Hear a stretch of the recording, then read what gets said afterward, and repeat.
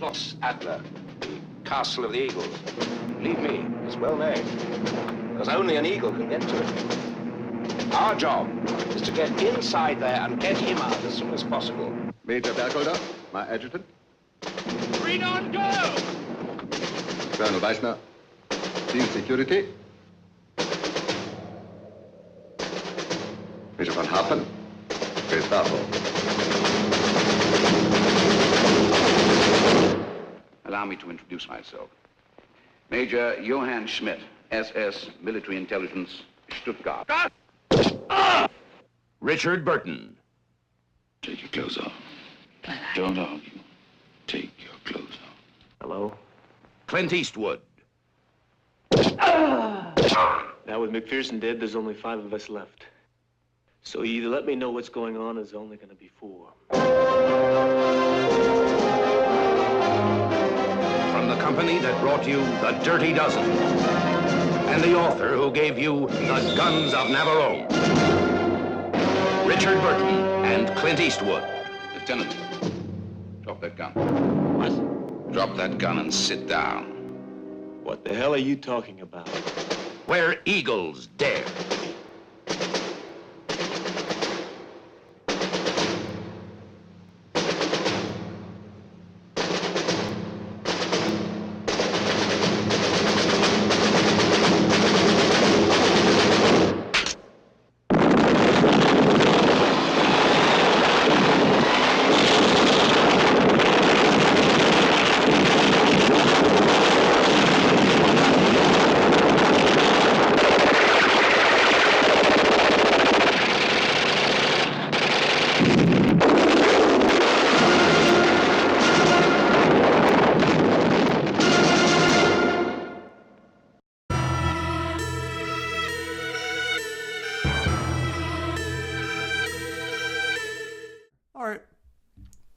I'd say we're all set.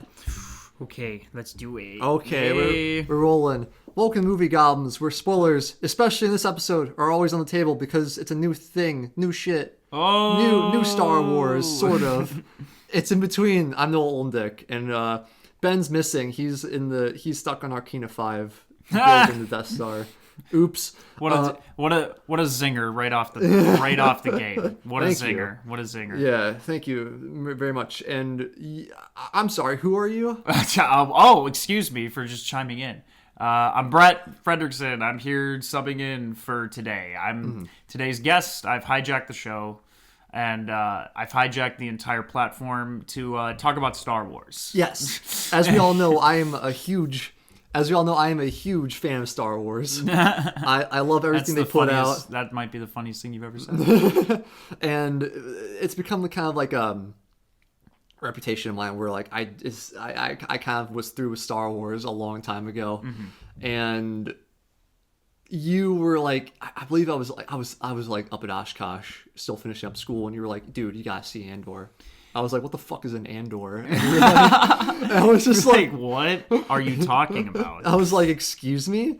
So, it's been a long time coming. I've recommended it to you many times. Yeah. I would consider myself a Star Wars fan. I love the stuff that I love in the franchise, and I don't like the stuff that I don't like in it, just like everybody else. Not a fan of the Disney's run, besides certain things that they've done. I like the last 4 episodes of season 7 of the Clone Wars, but you know, it's a cartoon, and the Filoni stuff is fun. I think the first season, particularly of The Mandalorian, is a legitimately really good show. I had a lot of fun with it. It came out when I was in college. I would watch it every week.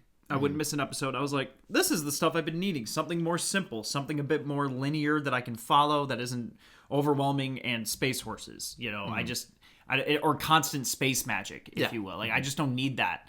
I need something that can maybe bring Star Wars back to its roots a little bit. Mandalorian gave me that a little bit, but Andor gives me that and more. It gives me something deeper, something a bit more rich, something a bit more grounded and human than anything else that Star Wars has ever really put out. Not just Disney Star Wars, but any kind of Star Wars. You know, it's really interesting. Because, you know, if you go from the sequels, you know, it's very clear that Disney's been trying to just recreate the original trilogy, or at least the feeling that gave off. You know, like those movies are very much like turning everything that worked about the original trilogy and just turning all of it into an effect. Like, oh, they loved the practical effects. Well, let's just put that all in the marketing and just make this a puppet movie. Like, oh, we're going back and using the puppets and we're using the practical effects. But they did all of that without knowing the story they were writing or why those things really worked within the original trilogy. It was a trilogy of blind decisions that just didn't work one after the other, after the other, after the other. And it all just created this big pandering mess, essentially, right? Yeah. But Star Wars needed a reset. And I think that this is the reset that we needed, because Andor is genuinely a fantastic show. And it's so good. You said even more so, like, I was surprised because I wasn't hooked by Mandalorian. I watched the first episode and I was like, I got my fill. Star Wars or Western. It seems like it's something that'd be up my alley, but it didn't quite grab me because it just felt so familiar. Sure. And I was just like, I know where this is going. It's Lone Wolf and Cub, but Star Wars. He's got a kid with them and he's like, they're going to go on adventures and kill a bunch of people and, you know. It worked for me for what it was trying to do. You know, I mean, listen, it was like a few months after Rise of Skywalker. We were starving out here. Us Star Wars fans were like a battered housewife for Star Wars. Oh my god, it was just like, what are we doing? I mean, really, at that point I thought I was completely done in terms of talking about that. I thought I was completely done. When did Mandalorian first air? It was 2019. Okay. Yeah, it was a few months after Rise of Skywalker had released, and everyone was like, hey, I know we all really didn't like Rise of Skywalker, but Mandalorian's really good. And it was. It was a very fun show. Okay.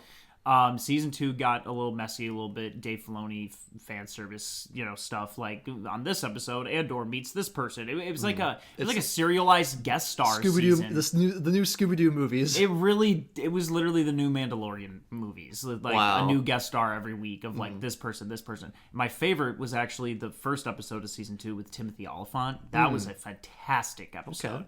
That's basically a mini movie. True. Jon Favreau took up the directing for that one. I would like to see, speaking of Timothy Olyphant, I would like to see, we were talking about R-rated Star Wars. I was like, I'd like to see Justified, the show, but Star Wars, which is sort of Andor. It is sort of Andor in a little, in a way, but yeah, Andor comes out in 2022. So at that point, things like Obi-Wan and Mandalorian season 3, I think I don't know if that was before or after. It's all this stuff now with so Disney jumbled. Where it's like everything is just everything's lined up. And everything's lined up to fit a slate and to meet release schedules that I just don't even know when or how things came out anymore. It just is all lost. I only know what I love. Right? Yeah, no, exactly. And Andor is something that I love, so obviously I'm aware that this is a show that came out in 2022. It was something that immediately announced to you that this was different as soon as it started. Okay. Well, why don't we? First impressions. Noah, what did you think of Andor being someone that doesn't really love Star Wars? Someone that isn't really a fan, is more of an outside outside observer of the whole thing. I tried starting it up before watching it with you the whole way through season 1. I was like, I didn't quite get. I feel like I was just not in the right mood. Like there's certain things where it's like I'm not like a serialized storytelling person. If you put me in front of a TV and told me watch a 12 episode series, I probably wouldn't finish it. I'd probably get to the first episode and be like, just drop it. On most occasions. But what I noticed particularly was this piece of Star Wars media, the show about space adventures, I'm going to Tashi Station to pick up power converters, or space magic, wizards, fantasy, kid stuff, starts at a fucking brothel where a man is searching for for as far as we know, as far as I could tell, looking for his sister. And I didn't know how deep into the relationship it was. I thought as far as I knew, it was someone he was searching for since she went missing maybe months ago until we find out that's not the case. Yeah, exactly. But I feel like I stopped before the commercial cops even stopped him. Sure. And so that was the point where Cassian Andor is goes to a place to like look for his sister, and as far as we know, we don't know much about this guy. Besides, Yeah. Let's just say we don't know anything about Rogue One. Sure. He's just some guy. He's just some dude in a faraway land, in a galaxy that's not our own, whatever. Mm-hmm. And I was waning. I was like, this seems like a little mix of like trying to be Blade Runner, trying to be like Tron Legacy visually. Yeah. I was waning that, it's like, but I was impressed that Star Wars would go as far as to include a brothel scene. Yeah, in its right. opening introduction to a character, Yeah. It's not the cantina. What? Yeah. It's like, would you like, we have like exotic girls, Right. So there's even a sense of like, I'm looking for the word, but Orientalism. Sure, in Star Wars, where it's like, I I like this race of people because they're exotic and they're hot and fetishize it, Yeah. So that's kind of even in Star Wars. Oh yeah.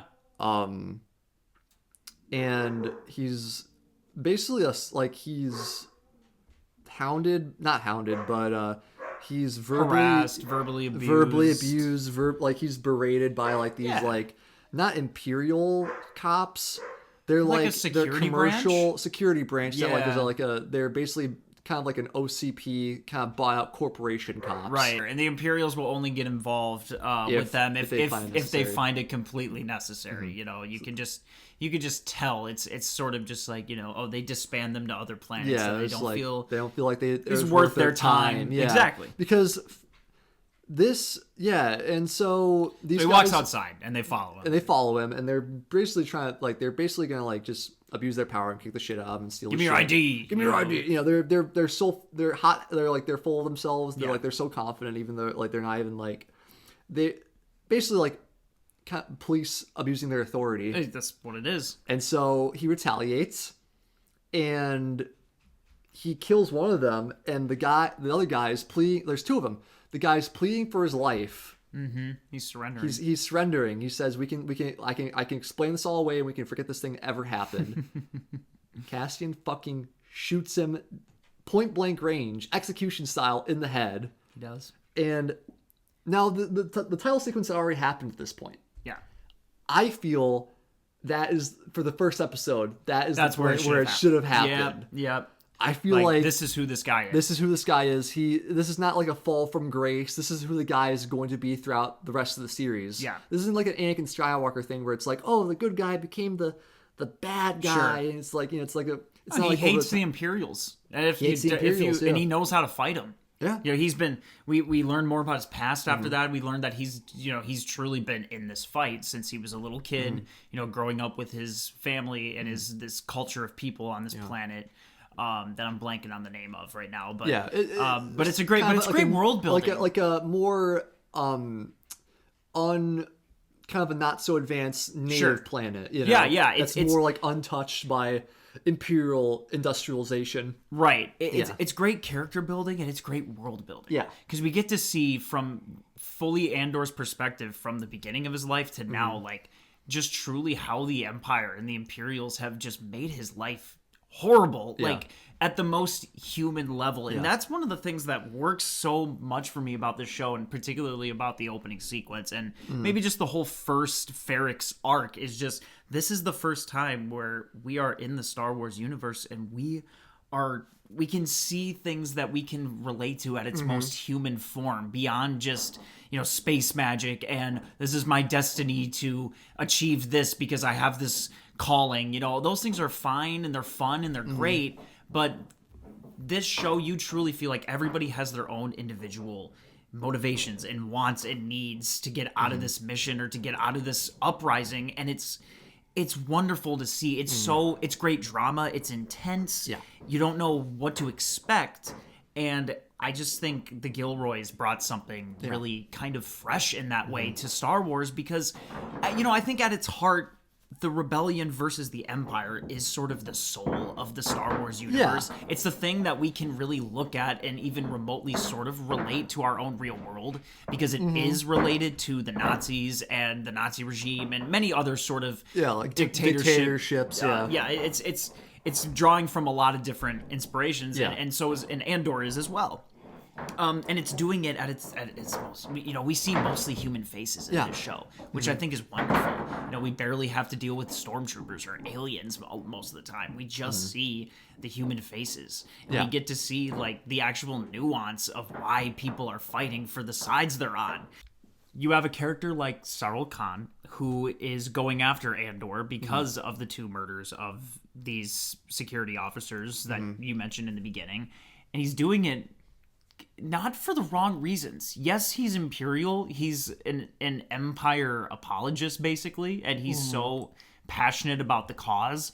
But the things that he's doing for himself are not necessarily wrong. He's doing the right thing. He's not. Yeah, he's doing something. He's trying his best, like, to do his job. Exactly. He sees his superior slacking off. You see, like, I didn't notice this, but like, upon seeing like reviews of the show, like RLM and stuff like that, where there's a detail where he has like this very like tight, like very well done, like well suited uniform. That's very specific to his size and like suit and tie. Basically. he's proud to be part of this, like basically proud to be part it's of all like nice and fresh. It's all nice and fresh, and like his superior commanding officer is like this slug. Like he's like got like a 5 o'clock shade. He's got like these rugged, like worn down like clothes because he hasn't replaced them in like a decade. And it kind of gives that sense of like they don't give a shit. They're just like whatever. People are scrapping up stuff from the empire. Exactly. But he's like, no, we have to be like lawful to this. We gotta be like what would the empire do? Yeah, exactly. It's like, for the first time, probably in the entire Star Wars universe, you really feel the imminent threat of the empire. You really feel that these guys are relentless and they will stop at nothing to get what they want. And even down to just the arc where the heist arc where anytime there's a TIE fighter coming in, it's like a fighter jet. They're like, exactly. Get down. It's like a spy jet. It's like a scene from Dunkirk or like a spy jet. Yeah, it really exactly. is. It's like a Bond movie. And they get the most out of the sound effect. Yes. It's like it's very faint, and then it gets so loud as it moves past them, and you really feel the genuine terror and grand scale that the Empire has over this so-called rebellion that's trying to be, created. It's still in its conception. Yeah, through characters like Luthen and Mon Mothma doing really shady things to try to get this off the ground. And it's in many ways, Luthen is doing the thespian act that Palpatine did to get what he wanted. He's very much the Palpatine, if done very smart and not stupid. I like the idea of how so the whole plan of how to create an empire to get the because I hate the prequels, but or at least I don't care for them or care to revisit them or see what they're like because they're like I'm just like whatever, they're fucking lame, whatever. Yeah. The plan is cool though, in my opinion, where it's like okay, start a war, pull the strings of both sides so that that necessitates an army being made from one of the sides. Right. Take control of that side, demolish the opposition that you actually created. Yeah. And then reign over everything. That's cool. That is. It's just done in a very dumb way. Because George Lucas is not the Gilroys. He doesn't have the writing talent that they have. He was never a writing. He never had writing ability. Exactly. People like.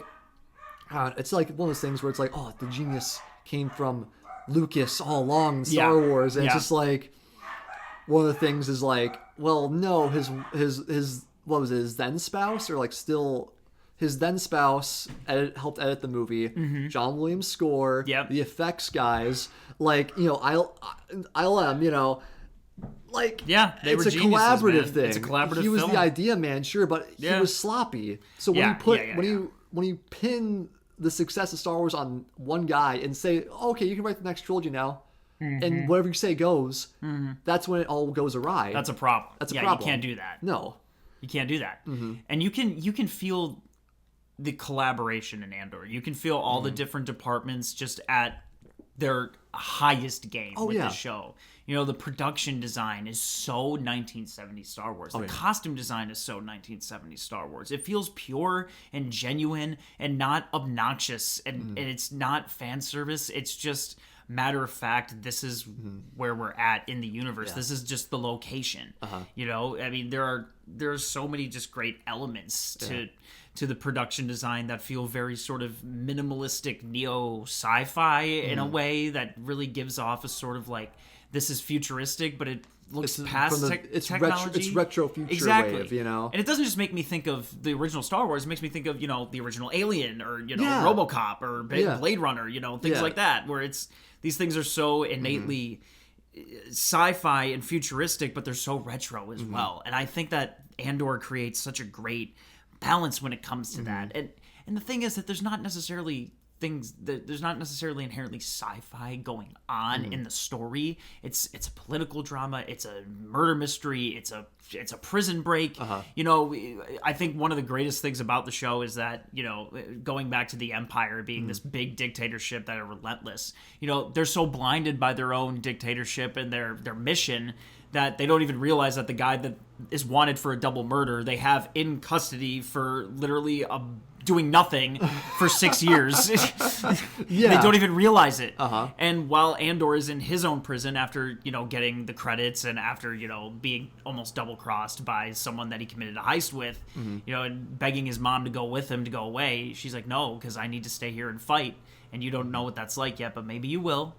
And you know, he needed to go to prison in order to know what his mom was talking about in that moment. Yeah. To fully, he already hated the Empire, but not in the same way everybody else did. He thought he could run from the issue. But he thought he could run. Yeah. But his mom was trying to say, like, eventually, you can't run. Like, this is going to catch up to you. Yeah, I can't be a part of that, but I can stay here and have a fighting chance, maybe. And, you know, Andor needed to have that happen to him. He needed to have that happen in order for him to fully understand what everyone else is talking about in terms of this cause that Luthen and his friends at the heist and his mom are just, you know, trying to make him understand. And finally, he has to meet Andy Serkis in prison and to up close feel the absolute chokehold that the Empire has on the humans of this galaxy. It's so palpable. It feels so real. Feels so real life. And, and you really just root for Andor. And I think one of the greatest parts about him is that he doesn't say much. He doesn't have a whole lot to say. He has a lot to observe, and he has a lot to apply with his own experiences towards other people. Because he knows how to fight the Empire, and he's able to grow and learn from his experiences of fighting the Empire, and he's able to put that onto other people, like Kino in the prison. That ultimately leads to the Narkina 5 prison break, which is my personal favorite arc. You know, I think it's wonderful. You know, I just think it's absolutely beautifully crafted. I think the whole structure of the show is wonderful. You know? It doesn't feel stale. It changes. What we have here is not even a trilogy of films. Not even in terms of length, but in terms of structure, we have a quadrilogy. We have basically four movies in a series. We have A Man on the Run in a noir setting. Right. You know, we have basically an outlaw, and like in a basically like dictatorship-like thing. You know, kind of like a simple I would argue Bressonian type of thing, even though it's not like as simplistic as that. Then we get a heist film, the political drama with the Mon Mothma stuff. Which is basically very derived from stuff like Melville with Army of Shadows, and you get stuff like 60s, 70s cinema, like where Eagles Dare with Clint Eastwood, where they're trying to pull off, like they're trying to rip off the Nazis and like try like, you know, and then you get the prison arc, a prison film, which is like a mixture of like a man escaped from Alcatraz and Brian in Cell Block 11. You know what I mean? And then you get. This prison was terrifying. Narkina 5 is one of the scariest places in all of Star Wars to me. A floor that just fries you just from a push of a button is just... That's insane. It goes against prison archetypes. Oh, exactly. By being... There's no bars on their cells. By being even more oppressive. Yes. In subtle ways. Where these prisoners are not even able to form cliques or gangs.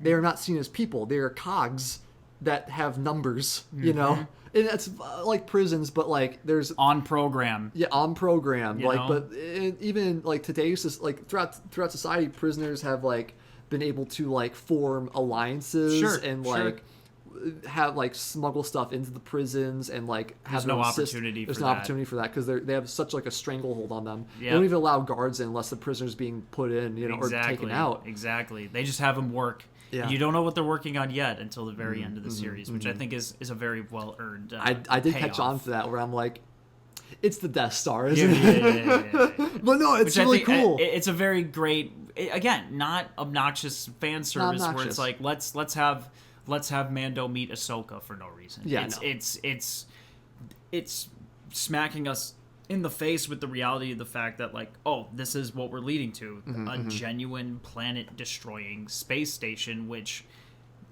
just the implication of that is scary, and just knowing where its greatest weapon came from, which is these prisoners that were taken advantage of by the Empire, these sentences that were being made up as they go, just for them to, do slave labor for them, just for their own personal gain, for their empire. Yeah.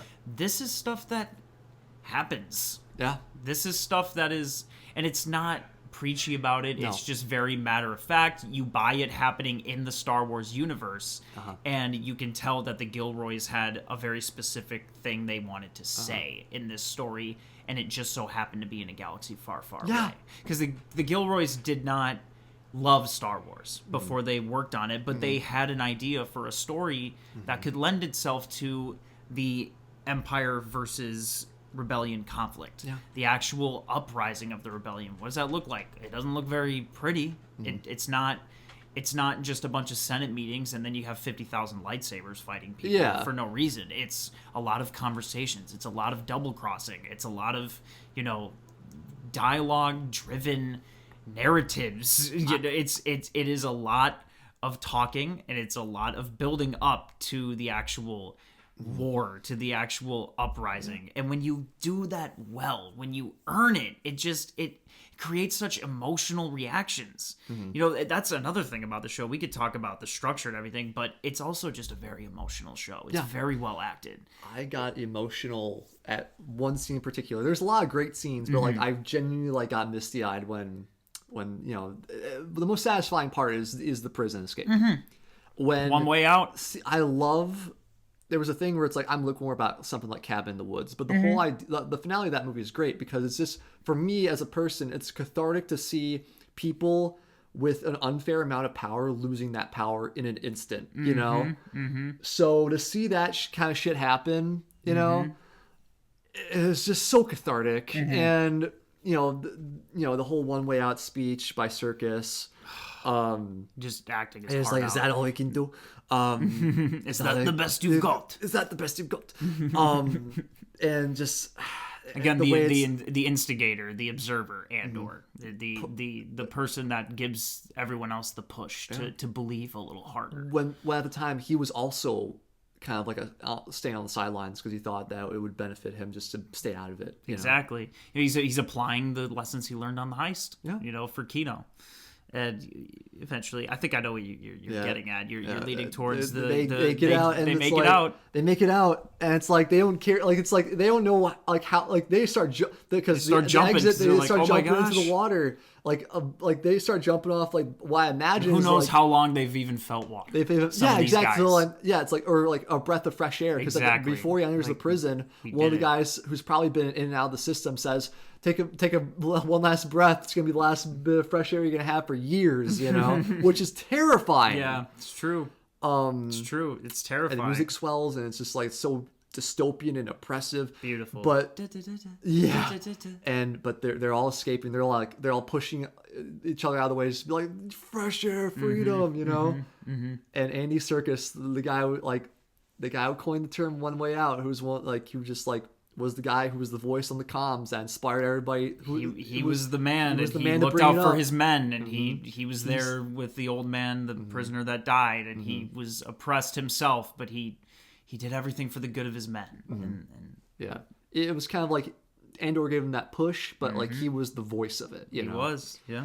He looks down and he goes, "I can't swim," and it's just but he says he says it almost with like a grin on his face, like. Complete grin. There's almost a sense of like irony to it, where he's just he has a realization where he you know, it sparked debate where, you know, he either knew that he wasn't ever going to make it out, or he was so caught up in the heat of the moment that he realized, you know, right then and there, like, oh yeah, we're on water and I can't swim, but at least I was able to get my men out. And I think that's what his last look says when his grin goes away, is his acceptance of the situation and knowing that he was able to get his men out. I think is the ultimate that's the ultimate rebellion sacrifice. Yeah. You know, that's that. And to me, you know, you have the heist, which everybody just ended up double crossing each other and not trusting each other. And it was a kind of a botched mission. You know, it's one of those things where, to me, that's not the first act of rebellion in the show, but this prison break is. It's the first real true act of rebellion. And you get that amazing shot of the bird's eye view of the prison, and you realize it's in the shape of the Imperial logo, and you just see the rebels or the prisoners just swimming out, breaching out, just of it. tiny little tiny little ants of prisoners, but escaping the Empire, and it's almost a repeat of the 1977 opening shot where you get this little ship and then you get the big scale of the big ship where you're like, yes, bad guy, good guy, but this is just deeper. It's again, it's more the implication of what's going on, and then you just revolve it around this image that is just so striking and beautiful and amazing. And I just think it's a wonderful accomplishment. You know, One Way Out is, in by all cases, just possibly the best episode of the show. It is. But it leads to a great final arc, this final fourth film. Yeah, which is basically like a rebellion uprising film. The revolt, the riots, you know. Yeah. Kind of like there was a film that I missed because we were watching Andor. It was a film called The Battle of Algiers, where I believe there's involvement of like populous citizens in revolt, and like the army trying to keep it under control. And seeing, I don't know how people cannot see this, but seeing Imperials in riot gear, it doesn't flip a switch in people's brains about like what this is saying.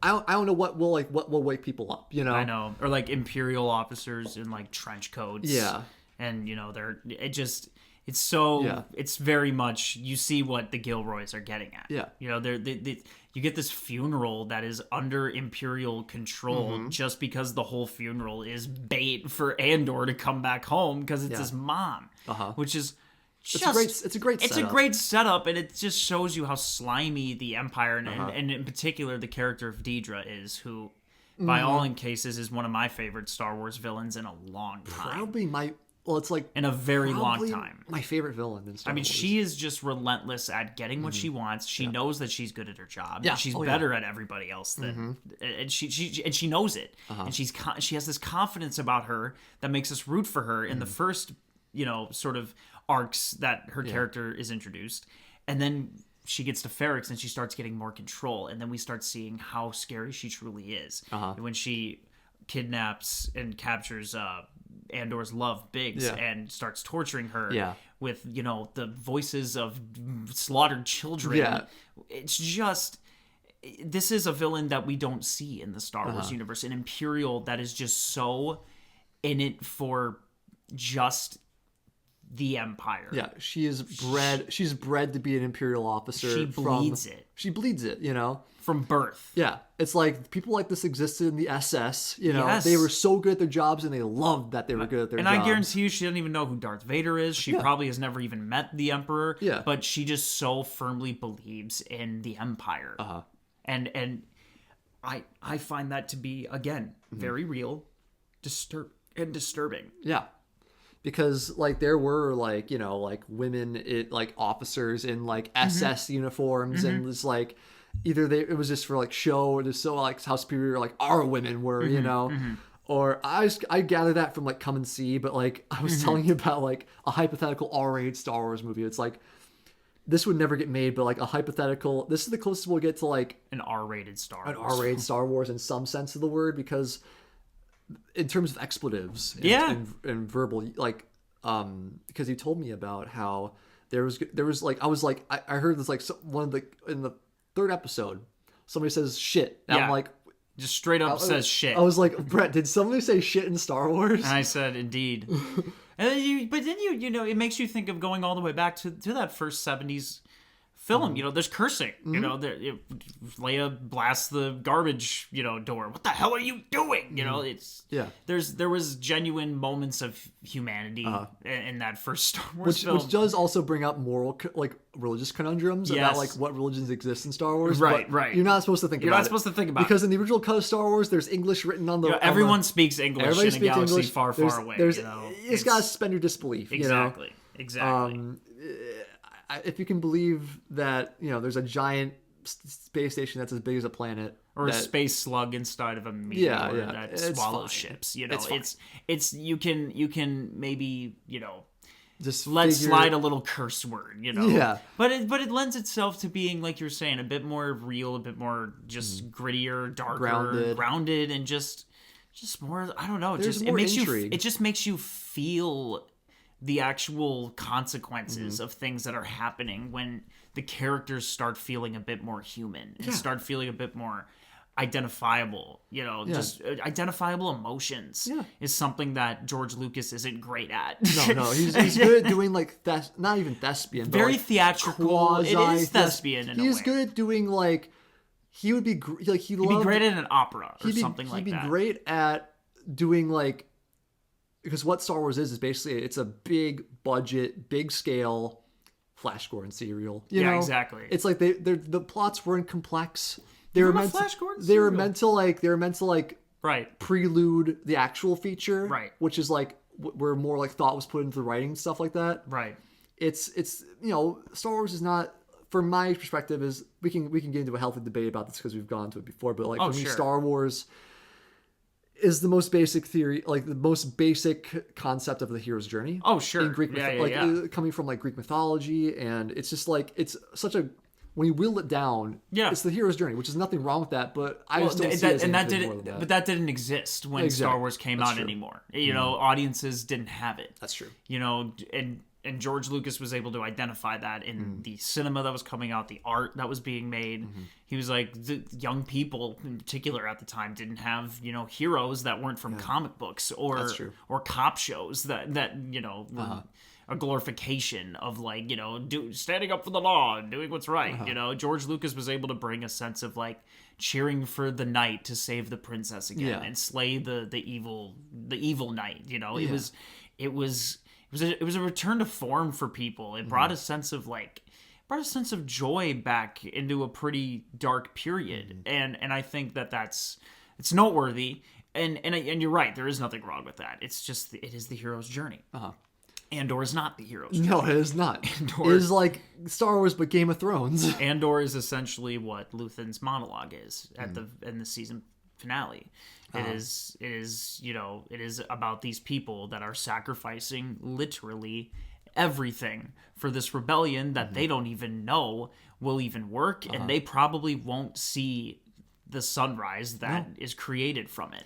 There is no light. There's no light at the end of the tunnel for these people. And they know it. Particularly Luthen, but he believes in the greater good.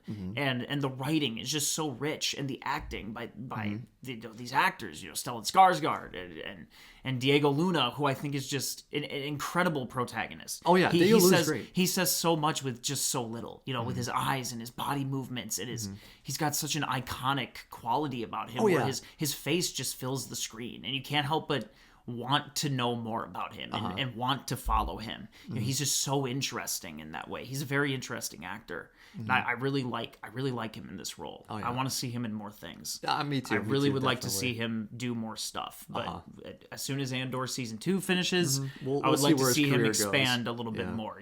I think he deserves to be sort of on the same level as your Pedro Pascals and or your Timothée Chalamet. I think he deserves it. I think he's fantastic. He's proven himself to be someone that took a character that genuinely nobody cared about from a film and make people genuinely care about him, and want to see more from him. I can't wait. That's a feat. I can't wait to see the end of season 2 where the final shot is where they break Felicity Jones out of jail. which I'm hoping is whatever. It's fine. I'm a little bit nervous for Andor season 2 in that way. I'm a little bit nervous for a ladybug just attacked Brett. I couldn't believe what just happened. It was like it's on your shoulder. It literally just came out of what's nowhere. funny about that is in the review right. episode of Andor. Yeah. They're like, a fly was getting in his way. And it's like, get out. Leave me alone. Get out of here. Get out of here. Get out of here. It's the Andor effect. When he's drinking his mug full of alcohol. Yeah, full of booze. For booze. And what I love about good art, because this is, I consider Andor good art. Mm-hmm. Not just like as like a good Star Wars show. It's like, this is actually genuinely like great filmmaking. Yeah. And storytelling. Yeah. And what makes that the case in a certain way is the fact that it is political and it is truthful.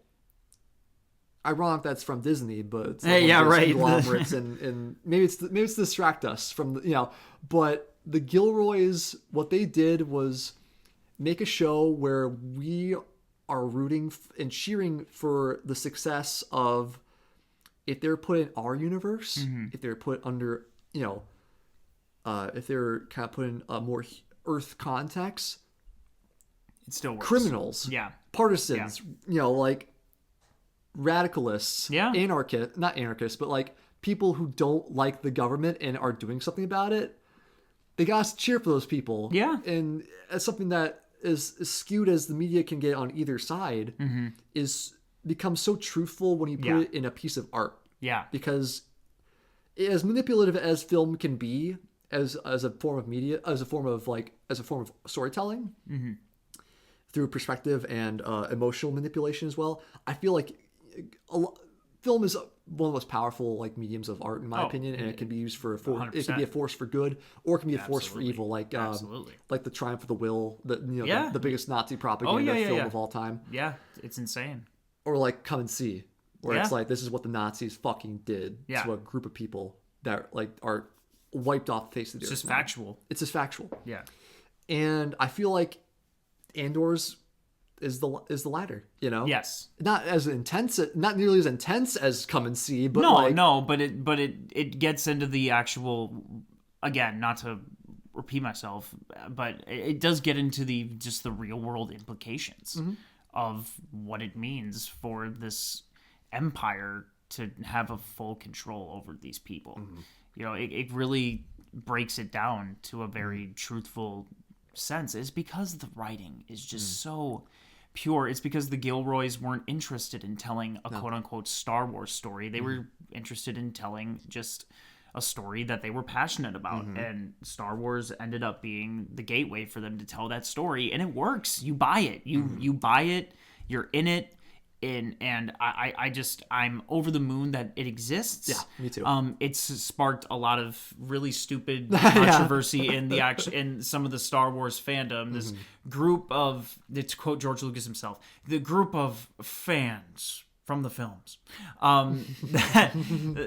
there's a group of people that mainly grew up in the era of like when Star Wars was the most toyetic, the most merchandise heavy, just video games every month, the prequel era, it just people, the lightsaber era where the Force, the super duper flippy doo Force powers, if that is the era of Star Wars, that is the only era of Star Wars that you recognize, then Andor is not probably going to be for you. It's one of those things where, the show challenges fans to engage with their favorite franchise a little bit differently. Yeah. It's not going to give you the things that you recognize, and that's okay. Yeah. You should want to care about the franchise you love beyond just the things that you know and recognize. It shouldn't just be a cameo show. It shouldn't just be I recognize this from this and that and this, or what Easter egg can I find in this so we can talk about it on the internet every week and get numbers and make money off of this show. No, it's not interested in that. It is interested in just telling the story that it wants to tell. And it is it's not concerned with anything else besides that. And that is why it's good art. You just have these artists that are so passionate about what they're doing. And when you have everybody working at the top of their game like they did on Andor, you get something great out of it. Yeah. And I think Disney can learn a lot from Andor and the creative team that are working on it. You know, they can apply so many things that work on this show and put it into more original non-IP things. Yeah. But they're not going to do that. That probably. Which sucks. Because what was what was the viewership like for Andor when it first came out amidst everything like Ahsoka and Kenobi? How does it stack up? It's one of those things where you had, or they keep that close to their chest. You had fans that are mostly into the era that I was just talking about that are going to like Andor or are going to like Ahsoka and Obi-Wan more than Andor because it has Ahsoka and Obi-Wan and Anakin and lightsabers in it. I mean, that's unfortunately what a lot of the Star Wars fandom is nowadays, is they'll just take really any of that stuff that is from their childhood and just celebrate it when it comes out because it's something that they remember. Because it's something that they remember and it's something that they loved when they were a kid. And there's nothing wrong with that, but it already exists. Yeah. Let's do something different. Yeah. Let's have something that really that expands this world in a way that feels new and original and fresh and not just the same stuff we've seen over and over and over again. All the films that you listed that reminded you of Andor, none of them were Star Wars. Yeah. And I think that's what's great about Andor is it encourages you to engage with not just Star Wars, but other art differently, with other films, I love that about it. It's great. It's wonderful. Yeah, it's like you watch Star Wars and you think Kurosawa. Do you think, yes. You think of classic Greek mythology in like a broader historical context. Yes. But there are fans of Star Wars that don't make themselves aware of that, and they only are distracted, like you were saying, by just one man, George Lucas. This is his baby. This is his creation. This is something that is sacred to George Lucas, and they firmly, or Dave Filoni, they firmly don't want to let go of that. They don't want to let go of the fact that someone other than those guys, like the Gilroys, can actually make something Star Wars that is better. Yeah. And that is actually great, not just good. I feel like it scares... I feel like, weirdly, fans of Star Wars are jealous of this piece of Star Wars media because it's better than what they are attached to. Yeah, yes, because this has nothing that you like from these shows, and it's just a genuinely well-written show, but it just so happens to be in the same universe that you love so much, that you focus primarily on these bloated... oversaturated elements of one little cosmic pinpoint in this whole expansive universe that can be built upon. Yeah. Here's my thing. I can't relate to people that say they want a Darth Vader series. No. It's what's there to learn from We them? have that. It's called the original 6 films. Literally, literally that can be described as like the Darth Vader the Darth Vader saga. Darth Vader is in 6 fucking movies. It's called the Skywalker saga. And Darth Vader's name is Anakin Skywalker. He's one of the but they want a Darth Vader proponents. Series hunting Jedi because they didn't get to see that in...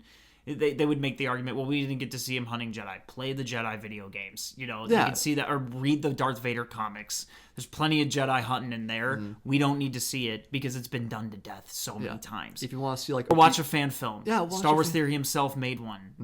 So I don't understand that whole thing where it's if you look at it at the context of, imagine when Star Wars first came out. Yeah. 1977, spring.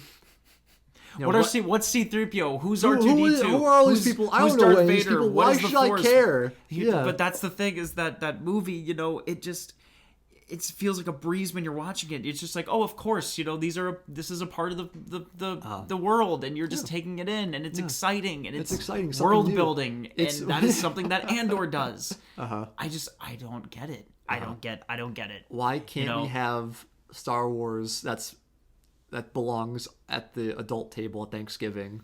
Why, most Star Wars is Crayola drawings of your favorite characters. Yeah. With big budgets. Yeah. That's really. It's like the original trilogy was drawn by the kid who became like a genuine artist, and then the prequels were drawn by like a kid that only draws outside the lines. It just scribbles. It just creates like colors. It puts them together even if they don't work and everything. You know, that's kind of how I view it. The way I kind of like hear about or even slightly remember the prequel trilogy is that it's tonally deaf, horribly inconsistent. Horribly consistent. You put your token sort of like. I don't even like. I'm not like you put like your attempt at Buster Keaton. Yeah. In this political drama. Yeah, with Jar Jar. Like I know. It's like what are you doing? Yeah. It's like what? Yeah, I'm doing like Buster Keaton antics. Like you're trying to make him the tramp, but like. Well, Noah, there should be comedy in these movies, right? Jar Jar is the key to Star Wars. He's the one behind everything. There's some comedy moments in Andor that didn't really work. You know, oh yeah, we can get to that. There's some comedy moments. The show isn't necessarily perfect. It is a masterpiece. But there are I would definitely consider it a modern masterpiece. It didn't quite grab me until the end of episode 3, or even onward. Oh, sure. It was like, okay, I'm like you're easing your way into it. I was easing my way into it. You know, the first 3 episodes I didn't think were like amazing. Right. Episode 4 was when things really started to pick up once they left Ferrix. For the first time. For details, I've seen the show. It's a rewatch for me. This is Noah's first time ever seeing. Yeah. And for me on a rewatch, it just everything as a complete package just really did work for me. The only thing that didn't was just a couple of moments of comedy, humor that just didn't matter. It didn't hit. I was making notes, and like this is like even like this criticism seems like it's even attributing positivity to Andor. Yeah, it's like I can only find like 2 jokes that were out of place, really. Like the way like he raises his hand to like ask permission to speak, and the Imperial guy just goes, "Really?" It's just like out of like out of accent, out of like. It's just like you could have stared at him and be like, just give him like a subtly like disgusted look, and just be like. And then he could have put his hand down, and that would have been funny. Yeah, but and the dog peeing on the. In the very beginning. Peeing on the droid. Yeah, that was a little unnecessary. Yeah. It's like who signed off on that? Yeah. Who felt the need that just needed to happen? Yeah. And I guess maybe it's just meant to like show like droids at one point were looked at as like higher beings working with Jedi, and now they're getting pissed on. They're pissed on by dogs. Within the bigger context of Star Wars, if you take in other stuff like the prequels or like expanded universe books that are no longer canon, right? Yes. The droids are gutter trash. Yeah, they're basically, as far as we know, like basically a tier above prisoners. Oh yeah, for sure. Yeah.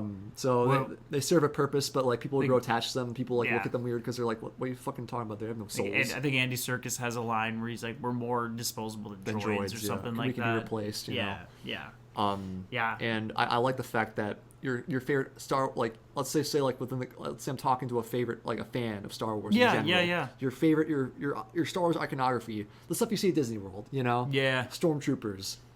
Yeah. Millennium Falcon. Even to a certain extent, to a certain extent. Well, not even to like even on a baser level. Sure. It's like not even a specific thing, but like a general thing where it's like, oh, that's Star Wars. Yeah. Coruscant, even to a certain level, if you like the prequels, it's all background. Yes. It's all like I love when it's like they don't draw attention. It's like remember the trailer for Force Awakens when it came out, when one of the first shots was like. It was admittedly like a fine, like it looked like all right, where it's like the lights are like they're basically in like the bomb, like they're basically like an aircraft. The stormtroopers. It was kind of like World War II, right? It was, where it's like they're like paratroopers. Right. That was kind of cool. Where the lights are flashing, flickering. Yeah. That's cool. But they're like their main draw was, oh my god, guys, stormtroopers are back. Oh my gosh, it's stormtroopers guys. Wow, it's stormtroopers again. Yeah, and I like how there's barely any stormtroopers in the frame when we see them. Yeah, they're set dressing. They're set dressing. They're in the background. They're not in focus. And we finally get the most of them in the finale because it's that gradual chokehold of the Empire where you see the full control at the end. What was once a security breach like that just went completely wrong is now this big imperial thing at the end with all the stormtroopers. That's going to get attention from the Republic, Oh, of course. Where it's just going to be like, what the fuck? What happened here? Why are you killing like? Ferrix? What happened on Ferrix? They're going to start asking questions instead of just being like, isn't life so grand on Coruscant? Yeah, that's right. And I do how Mon Mothma is a character because she was cut out exponentially. I've heard from completely from in the prequels. trilogy. Yeah, she's in deleted scenes, and It's the same actress. it's right? the same actress that was, I would assume, called in like 2014 and was told, "Hey, you're going back in Star Wars. We don't know where or when, but it's going to happen." And you know, it eventually happened in Rogue One, and people were happy to see her. She does a great job, admittedly, and she's really able to shine in this show. Yeah. You know, again, just we see that she is risking everything. You know, Because she's got place. made. She's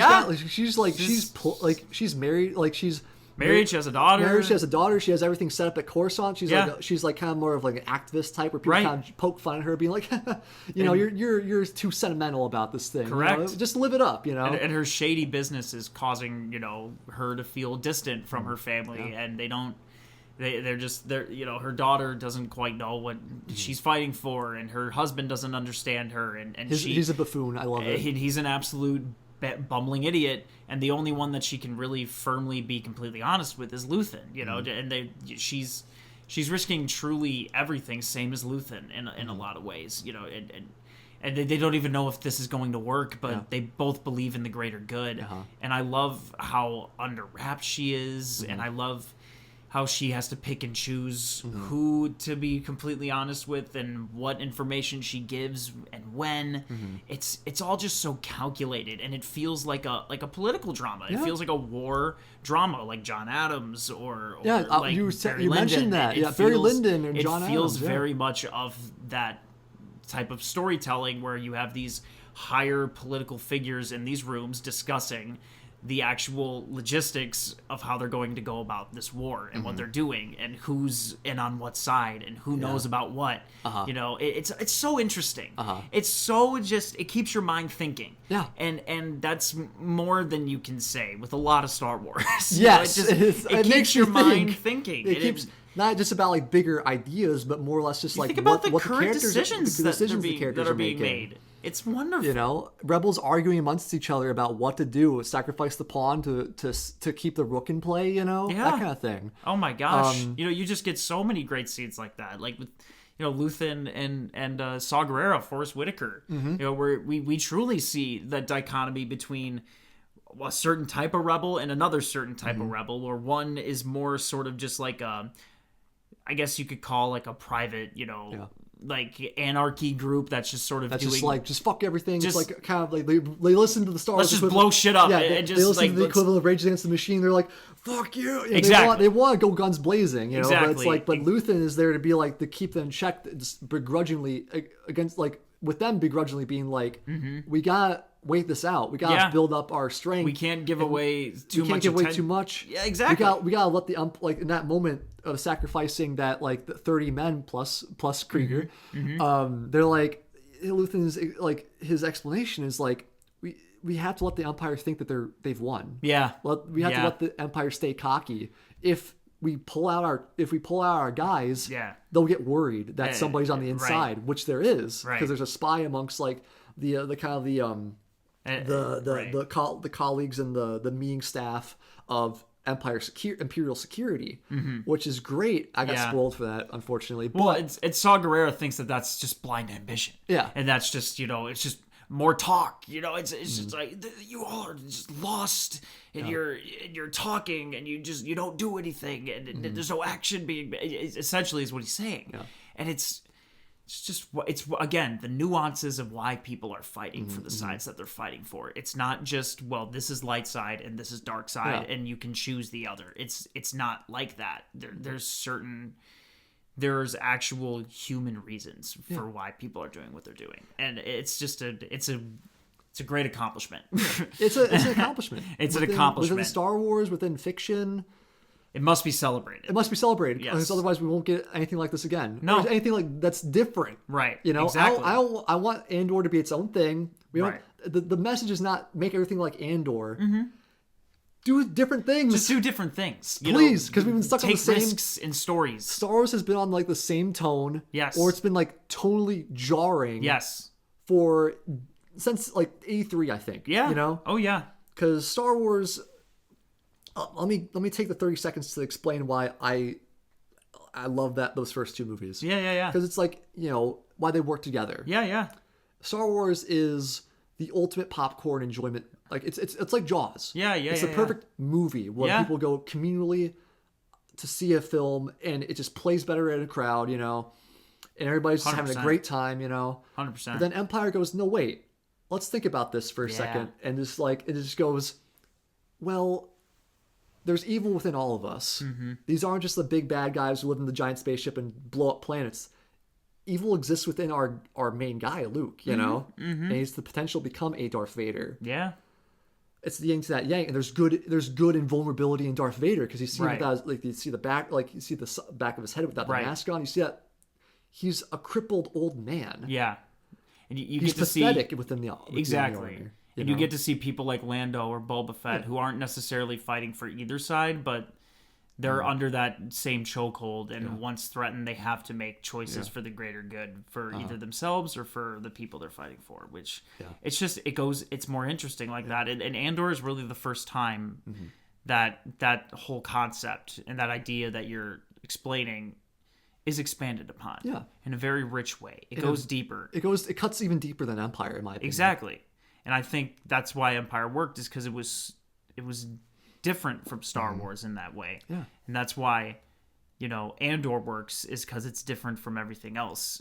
And I think in order for Star Wars to continue to grow and to continue to be great, in order to keep getting more great Star Wars, we need to see Star Wars that is different from each other. Yeah. Not just catering to fan service, not just catering to what has come out before and what we are eventually leading to. Yeah. We need good, rich, new stories that are different.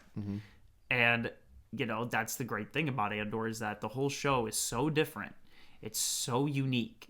It's so fresh, to the point where the Death Star at the end feels like an earned bit of information to go off of for a second season. You think maybe Andor and Luthen might have a chance together, and then you realize that the imminent doom just doesn't stop. Yeah. And it's one of the first times where you're really actually scared of the sight of that planet-killing space station.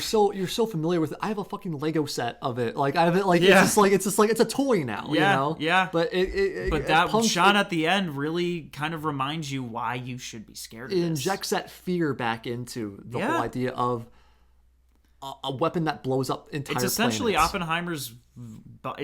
Oppenheimer's project, just in Star Wars, it's and Andor has a hand in creating the thing that ultimately kills him.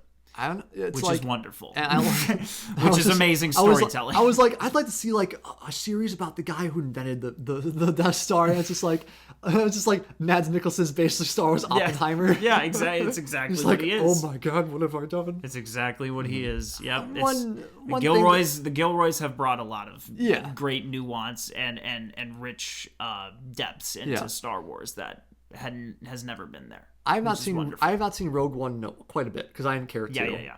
It's just like maybe we'll watch it after season 2 of Andor, just to see how it. And we'll come back and talk about both of those. Yeah, and Mads Mikkelsen's character, while out of place in my opinion, in terms of like, because it's fucking Mads Mikkelsen. Yeah. And I felt like, it's too good for Star Wars, Yeah. But I find it like a fun like little thing to play with the world of Star Wars by basically being like fixing a complaint that people have had about the original trilogy, the first movie even, which I always thought was just sort of dumb and unjust, and it was just fanboys just trying to make themselves seem smart. Like, that doesn't make sense. Why does it have just a whole? That's a video game. It's like yes, that's the point. Star Wars as a whole does not make sense. Yes, exactly. So it's like a little bit of like a thing where it's like, okay, we're gonna that's the thing you're gonna point out.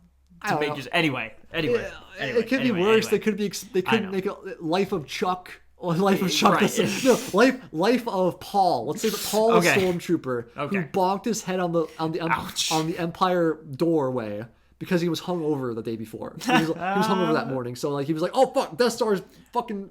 I want to see a Star Wars story revolving around that stormtrooper. Yeah, what's his story? I want to see the direct events that happened after he bonked his head. Did you ever?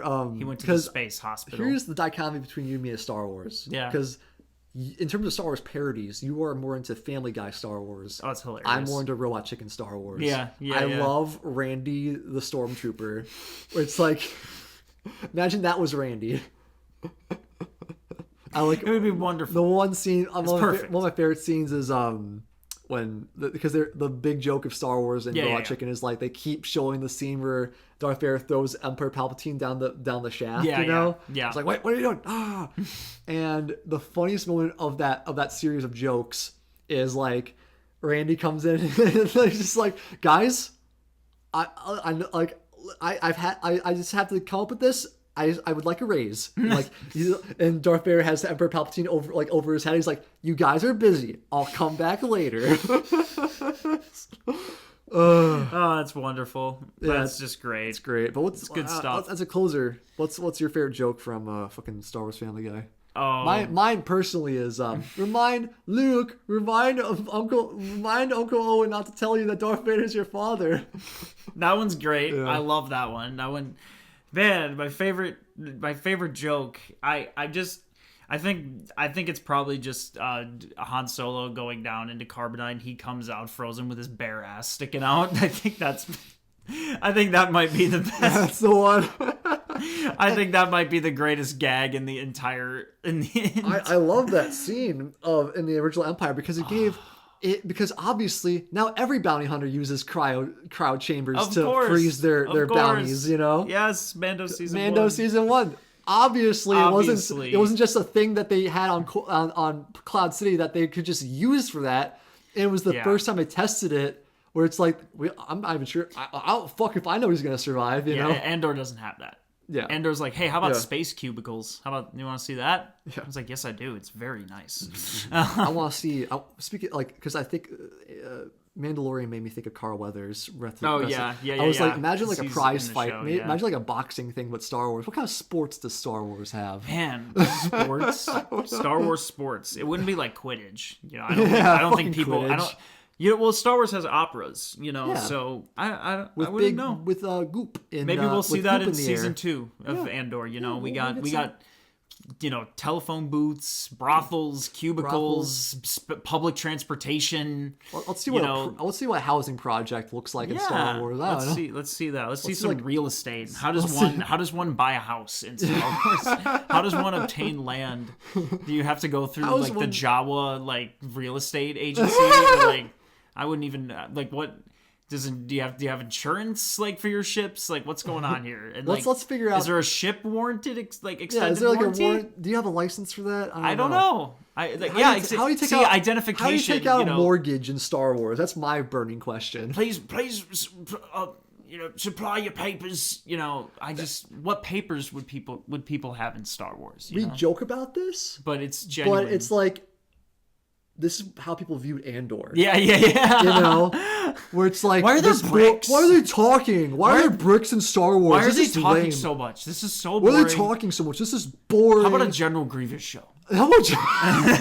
Yeah, please explain that bit of Star Wars theory. It's just like I said, with the group of people that that love Star Wars because they grew up with the prequels, Revenge of the Sith, the video games, Force Unleashed. Everybody's got super duper Jedi Force powers and doing flippy doos and having quadrupled twirly lightsaber fights for 45 minutes.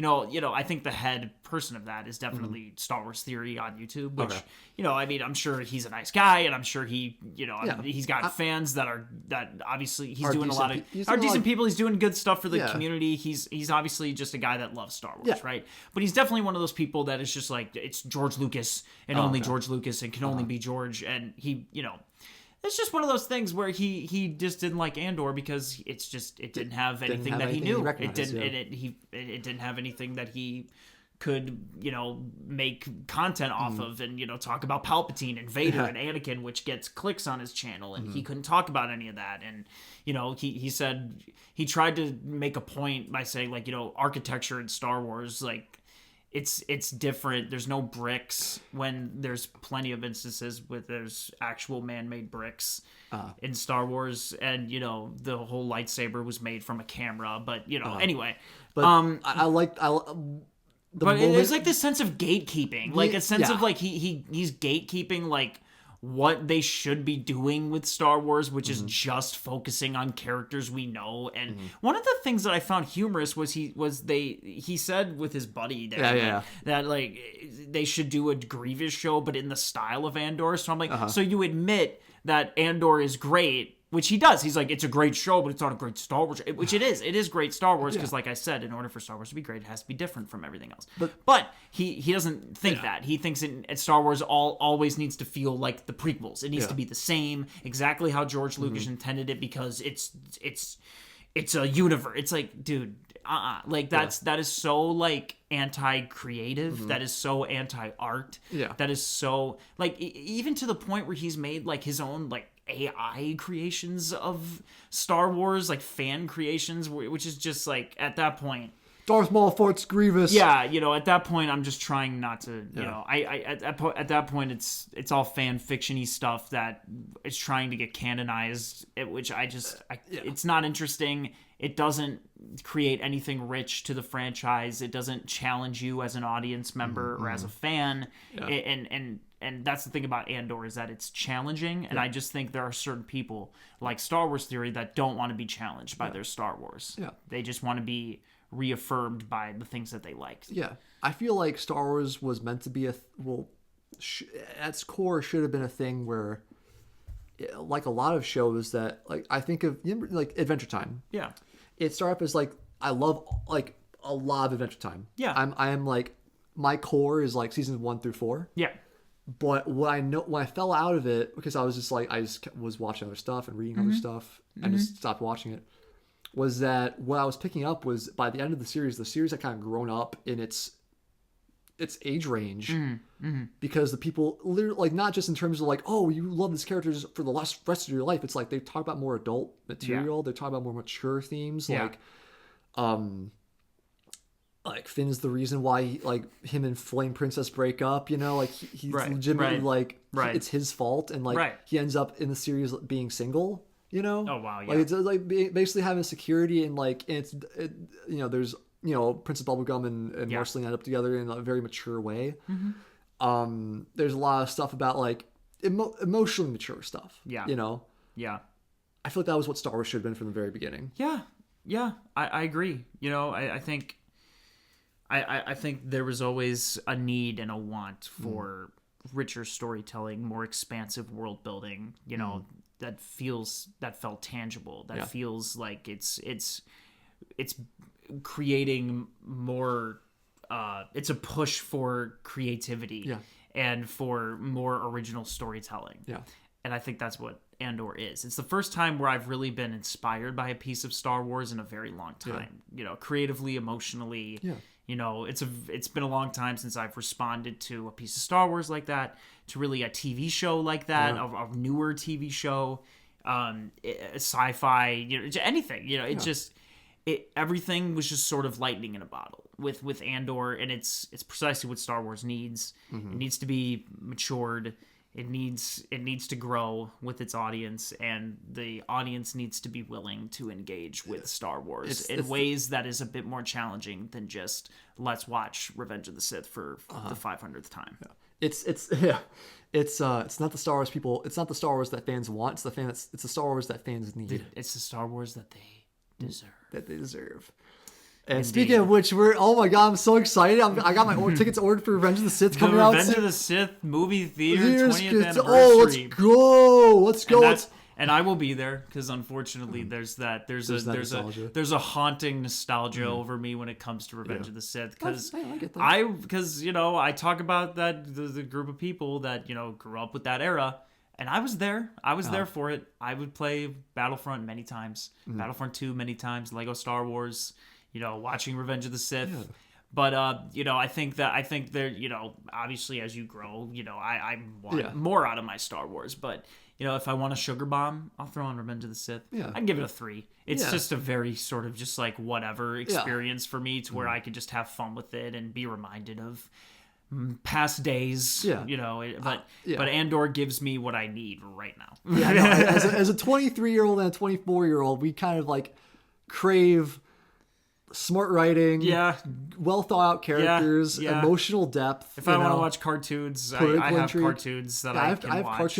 I won't I could watch Scooby Doo. Yeah, I don't need to. I could watch fucking Transformers, the movie or whatever. Yeah. It's like I'm not even the biggest Transformers guy. I kind of am a little bit, but yeah. Well, that's the thing too. Is like I wouldn't even say like just the Clone Wars. Watch Tales of the Jedi.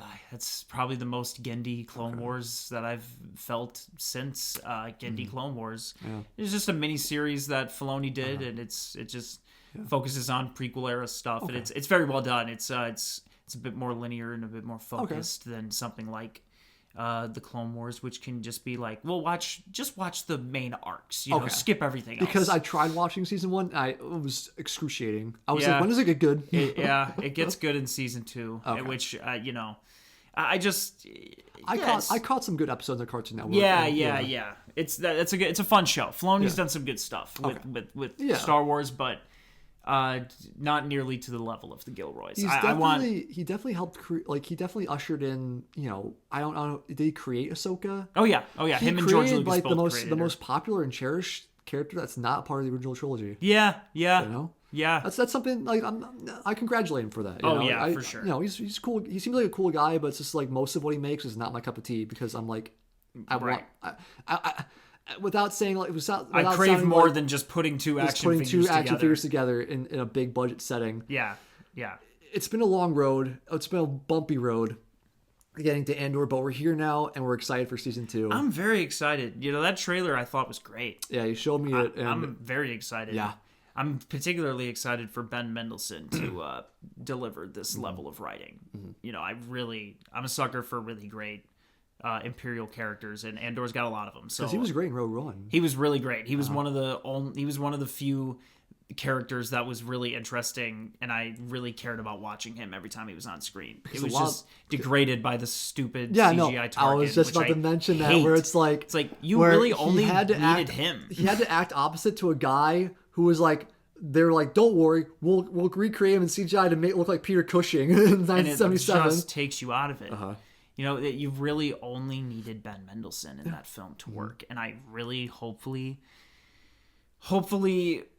just believe that it will just be him and all of our other pre-established Imperial characters like Deidre interacting. I don't want to see any Vader. I don't want to see Palpatine. No. That's what Rogue One is for. Our familiarity to the original trilogy can start and end with the Death Star. I think that's all we need. And TIE fighters and the Stormtroopers. It can end with let's blow up this fucking let's set up a plan to try and hijack the plans for this thing. Please just keep all that fan servicey familiar stuff as set dressing.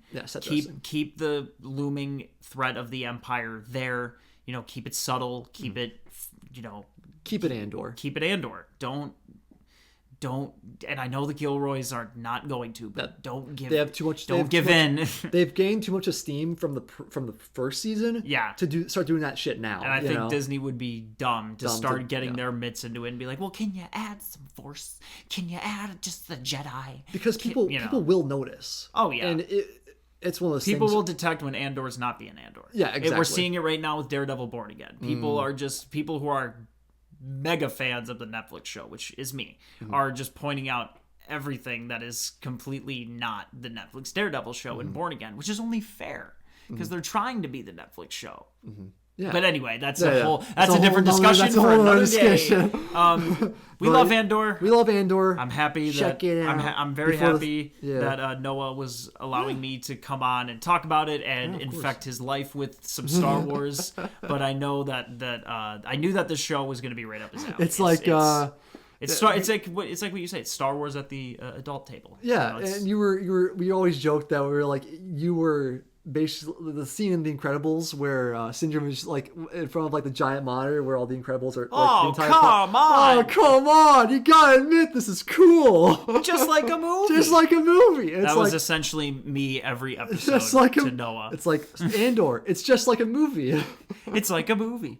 And not a toy commercial. Very cinematic. And not a Saturday morning cartoon that I could watch from like Hanna-Barbera It's a fucking... The eye sequence is like good. one of the most cinematic Star Wars sequences I've ever seen in a very long time. And I like how, despite the fact that I sometimes had to like look up certain characters' names, where it's like I could you can distinctively know each of what. Yeah, everyone's got identifiable their traits. Morals, their kind of their personality, their motivation for. Yep. And one more thing, I love how you, as an actor, over the years I've noticed this. You appreciate performances where the character within the story is acting. Oh yeah. You know. That's Stellan Skarsgård, where he's like putting on a dual.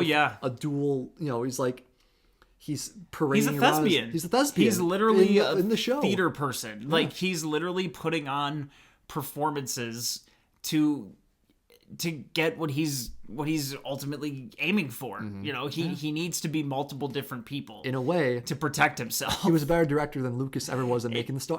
He was a better director at making the Rebellion than Lucas was ever at making Star Wars, and that is it. It's definitely true.